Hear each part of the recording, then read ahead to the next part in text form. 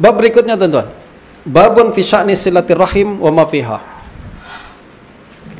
Hadatsana Yazid bin Harun qala akhbarna Hajjaj bin Arta an Amr bin Syu'aib bin Abihi an jaddihi qala ja'a rajulun ila Rasulillah sallallahu alaihi wasallam faqala ya Rasulullah inna li zawi arhamin asilu wa yaqta'un wa a'fu wa yadhlimun wa uhsinu wa yusi'un aw ukafi'uhum qala la idzan yatrukuna jami'an walakin khudhil fadla wasilhum fa innahu la yazalu ma'aka minallahi zahirun ma kunta kadzalik.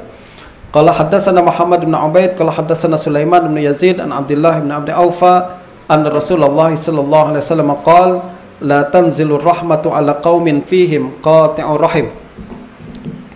Bab 18 menyambung silaturahim. Sekarang lagi apa kewajiban kita tuan-tuan? Seorang muslim bukan setakat memberikan hak Allah, memberikan hak ibu bapa, menyumbang untuk negara dan bangsa. Seorang mukmin juga menyumbang kepada ahli keluarga dia, silaturahim. Jangan sampai ada seorang yang rajin solat tapi kelahi adik-beradik. Rajin solat, rajin pulang balik umrah dan haji, tapi dengan anak saudara tak tegur sapa. Itu bukan mukmin yang baik. Itu sebabnya fardu ain nih tuan-tuan, fardu ain. Dia bukan setakat ibadah formal saja, puasa haji, puasa umrah dan lain sebagainya, tak. Fardu ain juga berkaitan dengan bagaimana kita membangun hubungan, menjalin hubungan dengan ahli keluarga kita.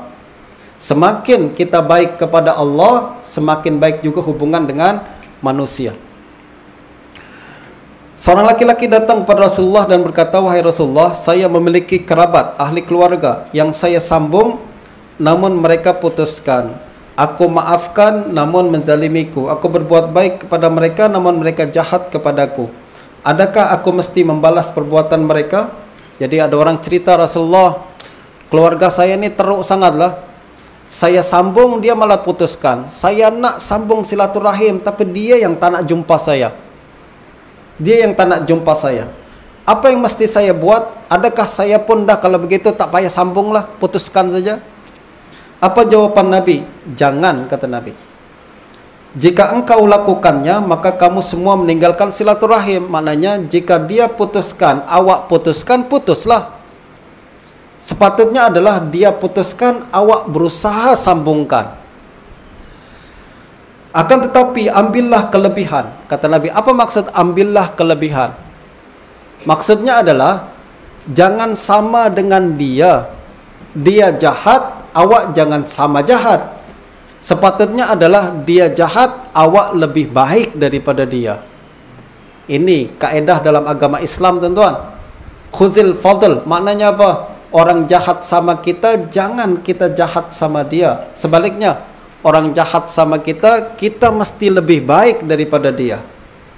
Ahli keluarga tak nak sambung silaturahim, tak apa. Saya berusaha sambung silaturahim. Dia berdosa, saya pahala. Betul tak? Dia kasar lah ucapannya, Ustaz, tak apa, jangan balas kasar. Dia kasar, kita lembut, kita sopan, kita kenal lebih baik. Muslim mesti sifat macam tu. Dia tak boleh lawan orang dengan sifat orang tu. Betul tak? Orang jahat jangan dilawan jahat, sebab kita sama-sama jahat. Tapi orang jahat lawan dengan baik, agar dia jahat, yang jahat tu satu hari jadi baik macam kita. Betul tak, tuan-tuan? Muslim mesti ikut pandangan yang lebih baik. Jangan follow sikap orang lain yang buruk kepada kita.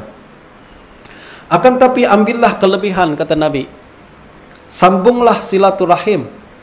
Allah akan sentiasa menyokongmu selagi mana engkau seperti itu. Selagi mana kita berusaha menyambung silaturahim, Allah akan bantu kita, Allah akan sokong kita. Justru sekali lagi apa ini kaedah kita, tuan-tuan. Jangan katalah dia pun tak nak datang ke rumah aku tak nak ke rumah dia lah. Jangan macam tu.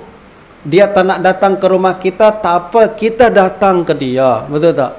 Dia pun tak pernah pun ziarah ke rumah aku dalam raya, aku je datang ke rumah dia, tak apa, kita dapat pahala. Betul tak? Ini yang diajarkan Nabi kepada kita. Orang putuskan, kita sambung, dan Allah akan berikan sokongan kepada kita.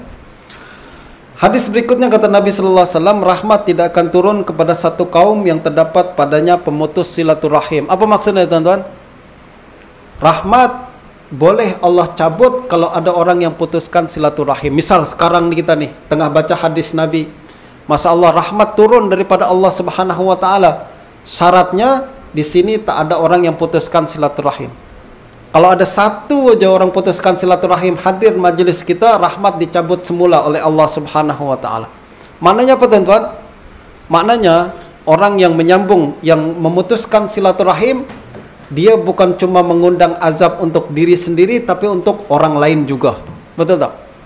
Itu sebabnya kalau ada orang putuskan silaturahim, kita jangan diam aja. Itu urusan dia Ustaz. Kita kena urus cemana supaya dia tak putuskan silaturahim lagi. Kenapa? Sebab jangan-jangan karena dia, kita yang susah nanti turun azab daripada Allah. Azab ni tuan-tuan kalau dia turun tak pilih-pilih. Misallah Allah kalau dah turunkan wabak penyakit misalkan. Adakah wabak penyakit tu turun kepada orang jahat je atau orang baik pun kena? Orang baik pun kena. Justru kalau kita nampak orang yang berbuat maksiat, jangan diam. Kenapa? Kalau Allah turunkan azab, turun ke semua. Banjir tak pilih-pilih, betul tak?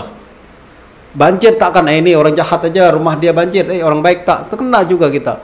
That's why kita jangan diam saja. Kalau ada orang yang memutuskan silaturahim, kita kena fikir macam mana mendamaikan antara dua orang tersebut.